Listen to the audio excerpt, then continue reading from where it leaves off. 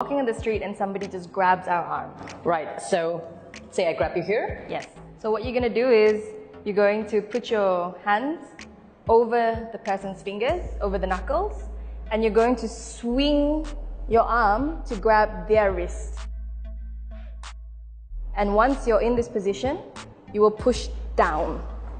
So the aggressor should fall down onto the floor. Yes, so the aggressor will fall down because of the pressure. So if you try and stand up, you can't. Right. And then you can disengage and you can run away. Yes. Yeah. So the goal is not to show off, but to protect yourself and then run So away. the goal is essentially to disengage from the person and to remove yourself from the situation. Okay. It's not to stay and fight. Right. And why would someone usually, like, say, grab someone? So essentially, when they grab you, they want to control you. So you're not going to give the control to them. You have to remember that if you're a victim in this situation, you have to control what happens next. So if he wants your arm... Yeah, instead of pushing away. Yeah, so instead of pulling it away, you hold him down towards your wrist. So you take control back from the situation. And then you swing it and you hold the wrist and then you push it downwards.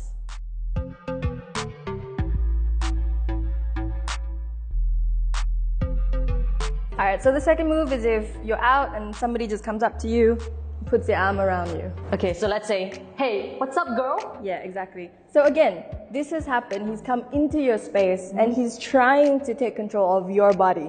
You can see his hips are against your hips and he's trying to control you. So instead of pushing away, take control as well. Exactly. So instead of pushing him away and trying to run, so you grab the wrist, you hold it down, and you just hold the person's shoulder here. Then you turn back and you swing the arm behind. And from this position, you would push down on the knee and then you disengage. Okay, right. Shall we just do that once more for the audience to really see? Yes. So, right. All right, so you would grab the wrist to control, and then you would grab... So both arms, you're controlling both arms So you're right now. controlling both arms. So essentially, if he wanted to run now, he could. Let's say if I really want to like push you away. Yeah, okay. so I've taken control of the situation, right? Then I'd swing back and I'd hold your arm against your back. Okay, against my back here. Yep. And then I would kick behind your knee to make you fall. And then I'd disengage and I'd run off. All right. Right, let's do it fast. Okay, ready? Hey girl. Oh, okay, right. And now you would run away. And then I would run away, yes.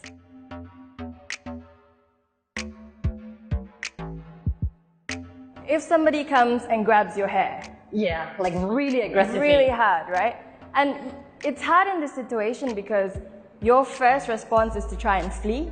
Yeah, or to grab someone's hair back. But you can't really run when somebody pulls you back this way. So you'd swing your arm over. Ouch! Essentially make them fall. Okay, so if someone grabs your hair, instead of grabbing their hair back. Yeah. So then, alright, so you'd swing your arm and you see how I sort of I'm let definitely in an awkward position right now. I let the wrist go, just below, I mean the elbow, and then I push up. Okay, and the person should fall. And in this situation, I can punch your face and then I can run off. Right. Okay. So if ever you get into a cat fight, you know what to do. Yes. No. This is to protect yourself, not to be aggressive.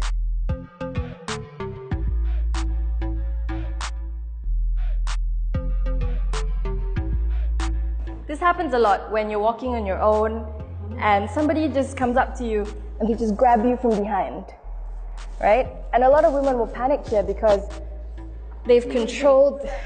They would do that. They would, they might. Yeah. So, you know, because someone's controlled your shoulders and he has, you know, the person has control of you essentially, right?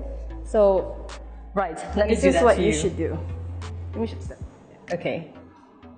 Someone comes up to you. All right. The first thing you're going to do is you're going to make sure that you don't want to get choked. So you're going to grab the wrist and you're going to drop down. So you're heavy now, yeah? Yep. And you always have to make sure your face is turned to the side. Why? Because if I was still facing forward, there's a choke right there. Okay, so protect yourself first. Yes, because even if I have my wrists, my hands here, if he's really strong, that will go. So I have to secure that, squat and be heavy, turn my neck, and then go behind you. All right? Then I would grab behind your knees.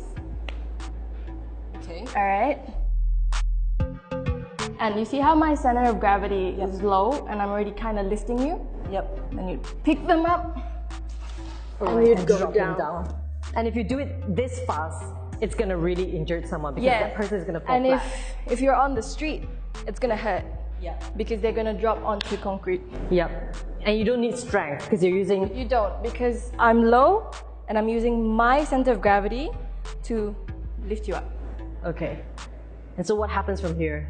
So from here, if we were talking from jiu-jitsu point of view, I would go to side control and then I'd go to knee on belly. Okay. And I'd disengage and run away.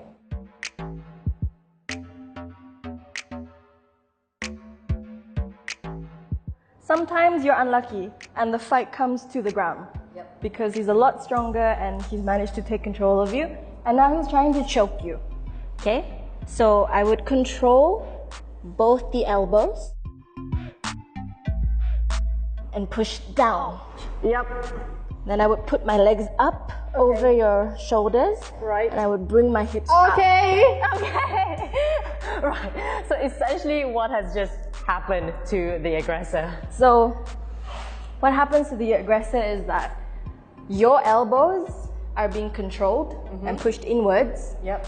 And then I'm using this like a pivot.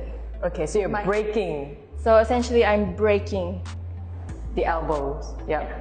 Okay, so let's do that for the audience to see once more. Let's break it down. Okay. So let's say if you end up in this situation, Yes. the aggressor is So- trying to choke you. Yes, so the first thing I want to do is before you even put your arms around, your hands around my neck, I want to secure you. Again, I don't want you to run away.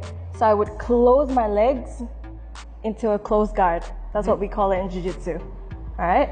Then with your hands on my neck, I would control both your elbows. So bring the elbows close together. Yes. Okay. So bring the elbows inwards and I'd push down. Push down, yep. All right? Then I'd throw my legs over your shoulders Okay. and I would lift my hips up. Got it. Yes. So essentially what you're doing is closing everything and breaking. Yes. So I'm keeping control of your elbows and I'm pinning your wrist down and I'm lifting it with my hips. Okay. Yeah. And then once he is in pain, or the aggressor is in pain, Yeah. Then I would, so after that happens, and let's say I've broken your arms, I would let go, I'd kick away, and then I'd get up and run.